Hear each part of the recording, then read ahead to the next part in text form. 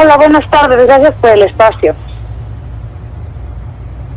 Muchísimas gracias a usted. Y bueno, pues este asunto que se vive en nuestro país desde hace ya muchísimo tiempo y pareciera que no se puede erradicar, pareciera que está enraizado en nuestra cultura, en nuestra vida cotidiana, la corrupción, la impunidad. ¿Cómo atacarla y cuáles son los datos que ustedes se tienen en las investigaciones que han realizado? Claro, bueno, quiero empezar diciendo un comentario. Me parece muy interesante lo que tú dices de que está enraizado y que es parte de nuestra cultura, y justamente lo que tratamos en Mexicanos contra la Corrupción es de demostrar con datos duros, con investigaciones, que esto no es así. No sé si ustedes recuerdan, pero a mediados del sexenio del presidente Peña Nieto, él dio una conferencia en donde justamente dijo, después de una serie de escándalos que ya había habido en el gobierno federal, él justamente dijo que la corrupción era parte de la cultura mexicana y que así era nuestra sociedad y que por eso era un problema tan grande, casi imposible de eliminar. Y es muy importante que le quede claro a todo el mundo que esto no es así. Hay corrupción en todos los países, sí la hay, a mayor medida o menor medida, pero existe en todos lados. Y se trata de crear políticas públicas y de crear leyes que se apliquen, que se acabe la impunidad, y entonces sí se puede combatir la corrupción. No se trata de que así somos los mexicanos, no se trata de que así funciona nuestra sociedad, se trata de que las leyes se pongan en práctica y se trata de que se cambie la política pública cuando esto es necesario.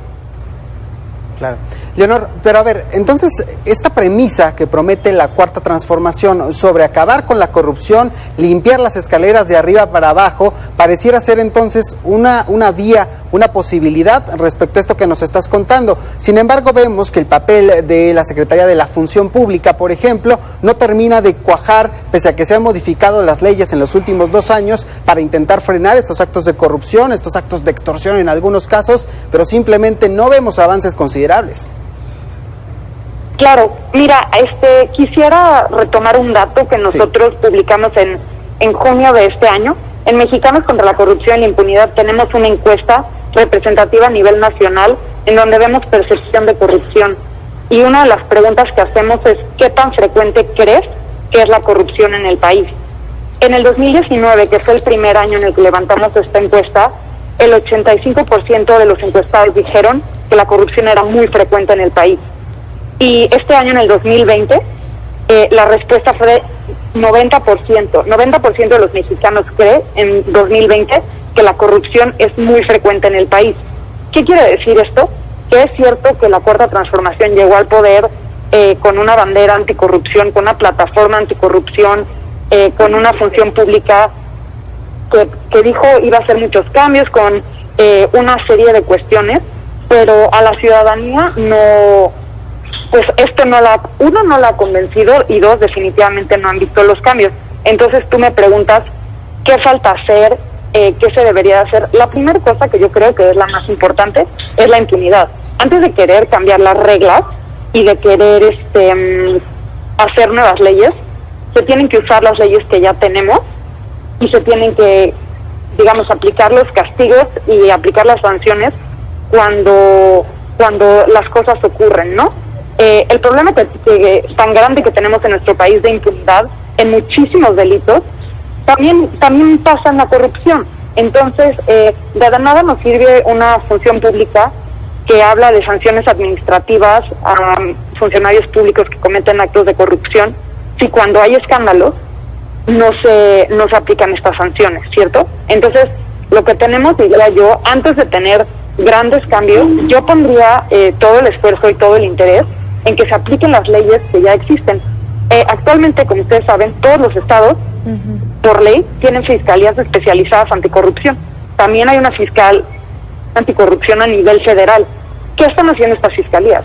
Estas fiscalías tienen dinero, tienen presupuesto, tienen personal, o no lo tienen, porque de nada sirve que estén ahí sin recursos y sin poder llevar nada a cabo.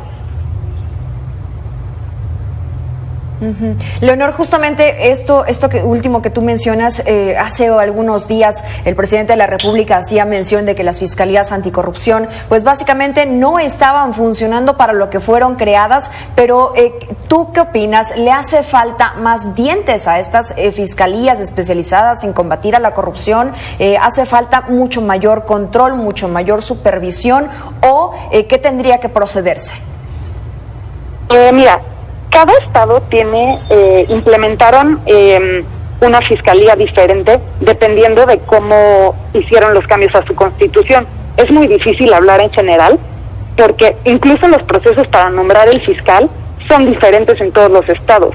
En algunos estados se llevan procesos que yo considero que son muy buenos y en otros es de plano un dedazo del gobernador al fiscal anticorrupción que crea muchos problemas.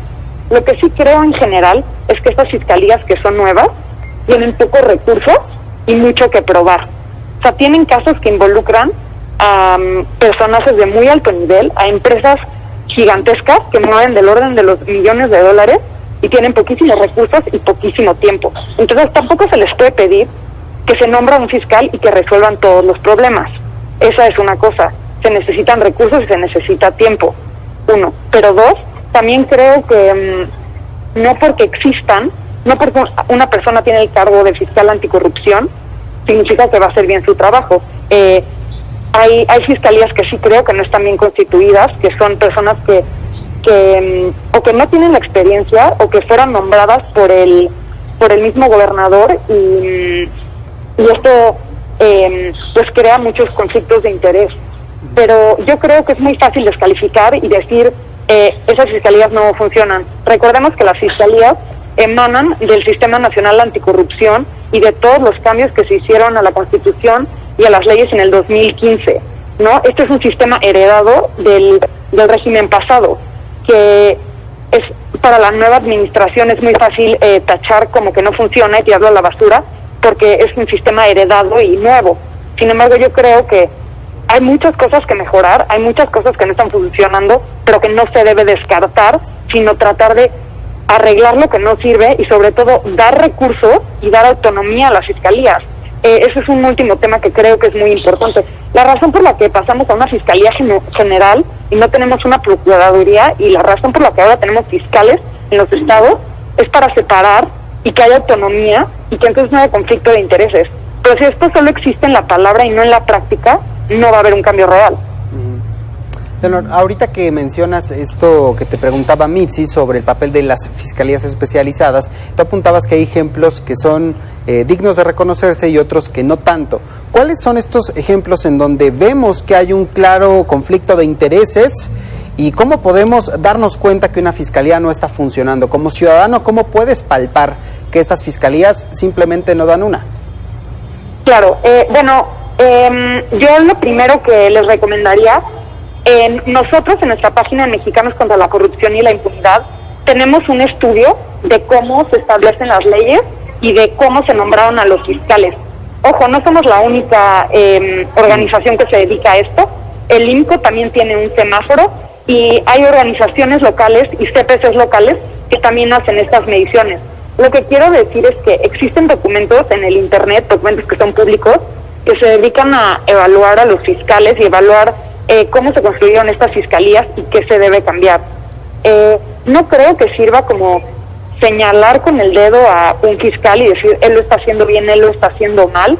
Se pueden crear como mucha grilla interna, pero sí creo que desde el entramado de las leyes y el nombramiento de los fiscales se tiene que ver cómo se está haciendo. Otra bandera roja que creo que es importante y que las personas en los estados pueden ver es la alta rotación, ¿no? Si un fiscal tiene que estar, depende en cada estado, pero si un fiscal tiene que estar de 4 a 7, 8 años, sin embargo hay una rotación cada año y medio, pues esto es raro, ¿no? ¿Por qué está sucediendo? O si un fiscal no resuelve los casos a tiempo, o las fiscalías como que tienen casos atorados y no los resuelven, también es como otra bandera roja.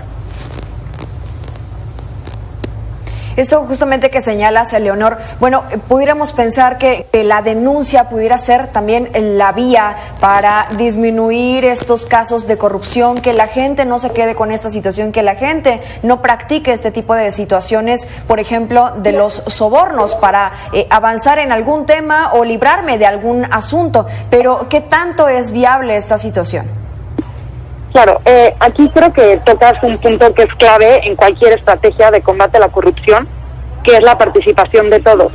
Sin duda tiene que haber política pública a nivel federal y a nivel estatal para cambiar, digamos, los sistemas que no funcionan, para cerrar los huecos, para mejorar un montón de cosas que se pueden mejorar.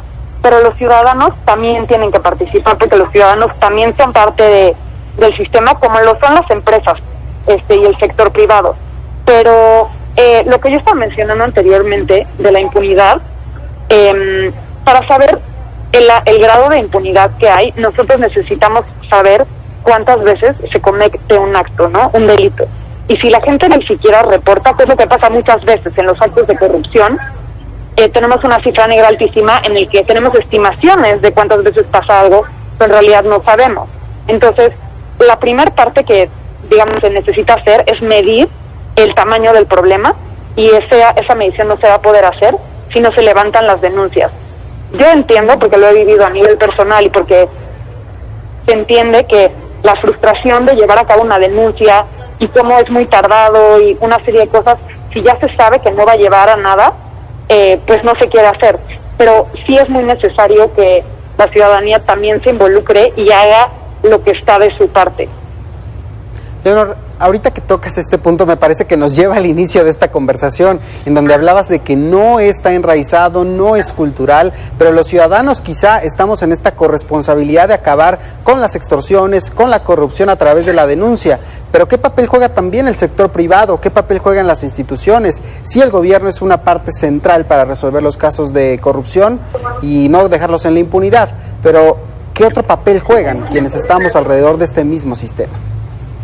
Claro, mira, cuando hay un acto de corrupción, a fuerza tiene que haber un ente del gobierno, ya sea un funcionario o una institución o un empleado. Para que se considere corrupción, tiene que haber una parte del gobierno que está usando un bien público para un beneficio privado.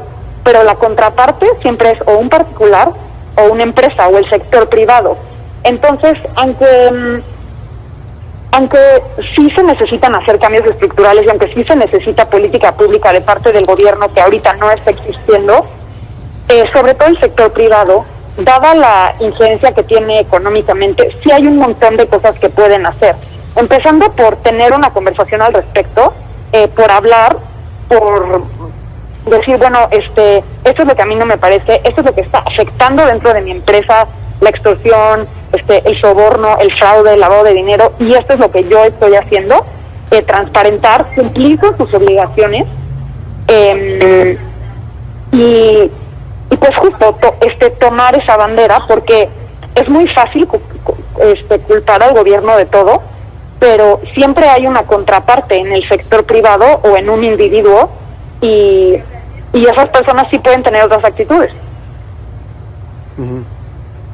Claro, efectivamente. Leonor, me parece que es como un círculo vicioso que inicia en nosotros, ¿no? Poder erradicar esta situación, poder disminuir esta situación, y que esta percepción que tú señalabas es falsa, el cual pues está en nuestra cultura, ser corrupto está en nuestra cultura, el hecho de la injusticia que se está viviendo en nuestro país depende de todos. Leonor Ortiz Monasterio, te agradezco que hayas estado con nosotros estos minutos, investigadora de Mexicanos contra la Corrupción y la Impunidad. Muchas gracias a ustedes. Muchas gracias.